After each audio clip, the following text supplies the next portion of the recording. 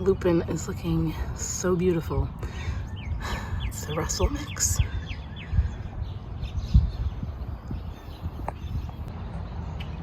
We've got probably one more jar's worth of daffodils that are ready. Good morning, everybody. What is up? It's Saturday morning. We're in for a week of rain. Yesterday we double tilled this space, and today is Landscape Fabric Day. We're gonna get all the seedlings in, and then hopefully nature will take over from there and water them in. I don't know what's up with the daffodils this year. I think in my last video I was talking about how we had over 1,000. I know I moved 200 last year, but I think I've only gotten about less than 200. Ranuncs and anemones hanging on for dear life through these 80-degree days. But aside from the outer leaves, new growth is coming in the center, and so I think they will be absolutely happy. Tulips look amazing. They're starting to bud up. It's so delicious and cute. But some of them, you guys, are super, super short. Because we have so much rain and even snow in the forecast, I'm not gonna water them today. I'm just gonna focus on over here, but I think we'll get enough, hopefully, for them to sprout up. And then the temperatures will stay cool, because I know sometimes they can blow open. I mean, people are talking about picking tulips multiple times a day just to catch them at the right stage. So hopefully the cooler temps will keep them from all exploding at the same time. But I am excited. Today is, I think, the 16th of April. I'm trying to have them hold on until Mother's Day and also the first market. So really grateful that it's getting cooler. Birds are having a heyday. The worms are just sitting on top ripe for the picking, but we're gonna get this all covered up today. That's the biggest task. And then yeah, after the seedlings get in, it's time to take some dahlia cuttings. Gosh, I don't know what it is about them, but I cannot seem to get that task done. And then we have, I don't know, 5,000-6,000 more seeds to sow for our heat-loving annuals. So we'll do that. We got some things to do outside of the fence too. We gotta transplant some iris and some lupin. I want to mulch some of the peonies. And then behind me, right here actually, there's a row of peonies, and then we're gonna actually put the sweet peas up there. So I gotta till that, and oh my gosh, when people say farm work never ends, they're not kidding. The birds keep grabbing the poly twine and then they get so far and then they quit because they realize it's a never ending spool of rope. I just had to check my phone because I took a picture of my layout for the garden area that's fenced in.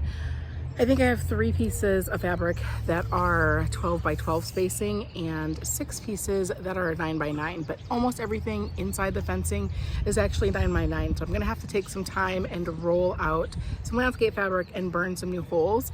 I think I also wanna change my spacing on the Lisianthus to about 4 by 4. So that's actually the second row right next to the snapdragons. I am going to put just an unburned piece there and then come back with a torch and just eyeball it, since I want to get this done. But ordinarily we roll it out on our driveway. We have enough room, and we have a template that we made. It's homemade. It's made out of a piece of cardboard and tin foil, but it actually has held up. This is going to be the second season that we'll use it. So you don't have to get fancy, just be innovative and creative.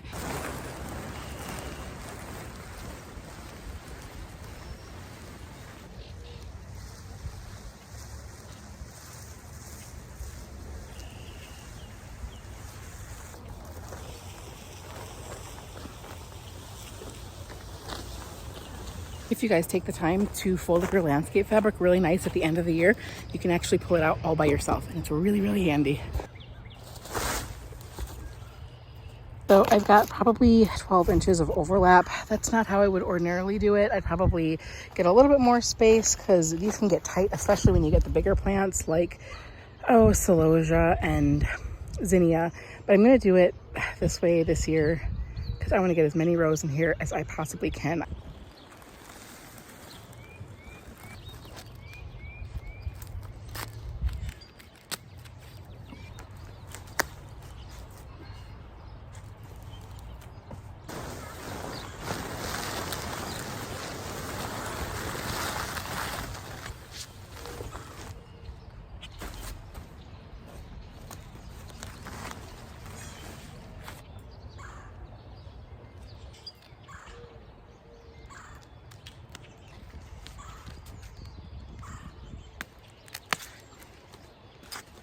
was totally just getting into a groove and I forgot to lay my one piece with no holes. So John's running up and getting that for me, and I will probably lay that in 5th. So that's gonna be the 5th bed now.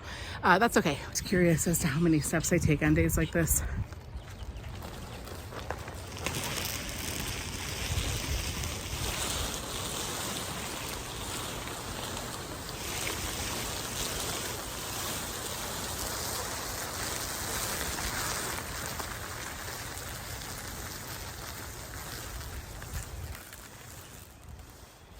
Is that not so satisfying? It's like the best.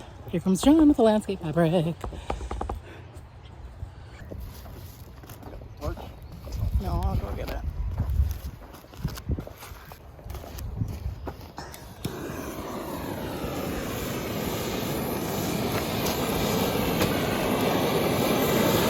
Five rows of 9x9. So that's going to be perfect for all the cool flowers that are going in. Then we've got this one. I overlapped it really, really close, so there's not a whole lot of space, but that's okay because this is going to be where we're going to burn either 4x4, 5x5 for the Lisianthus. And then here we're going to burn another 9x9. I'm going to burn the Lisianthus holes. They're pretty tight. They're going to be very uneven because I'm not going to use a template. I'm going to do the best that I can to keep the rows straight. I have a string line that I've kind of put in so I know where the center is, but again, sometimes B- quality is where y'all got to start. So I know maybe that's not the best advice, but for a second-year farmer who is expanding and quadrupling their space, this is a mentality that I need to stay in order to stay sane and feel like I am accomplishing something. So better done than perfect. Here we go.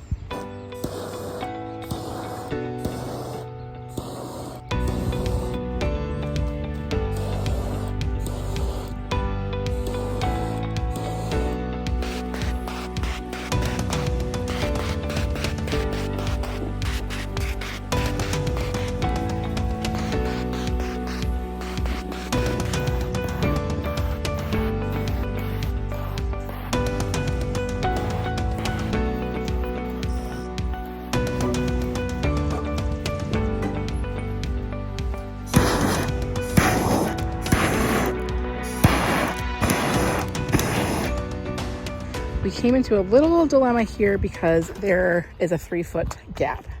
So the solution for that is that we're going to wait for the ranunculus and the anemone and the tulips to finish up.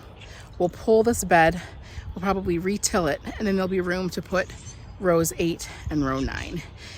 Out here outside of the fence, that was tilled last year and now it's just like a weedy mess. There is a little bit of anise hyssop out there and some lupin that I'm gonna keep. And then we'll use the rest of this space for sweet peas and some of the sunflowers. This space behind me, so that's a lilac bush. This spot behind me, we're gonna have to clean up majorly and then probably till that. That's where I wanna put my dahlias and all of my squash for fall sales. It makes me feel really good that we've got this part done. Still have to plant, but we are moving along. I'm going to end the video here and maybe give you some shots at the end here as we finish out just of me planting and how it looks at the end. But thank you so much for coming along with me again today on this beautiful Saturday before it turns into snow and hanging out with me and helping me plant the garden. Thanks so much for being here.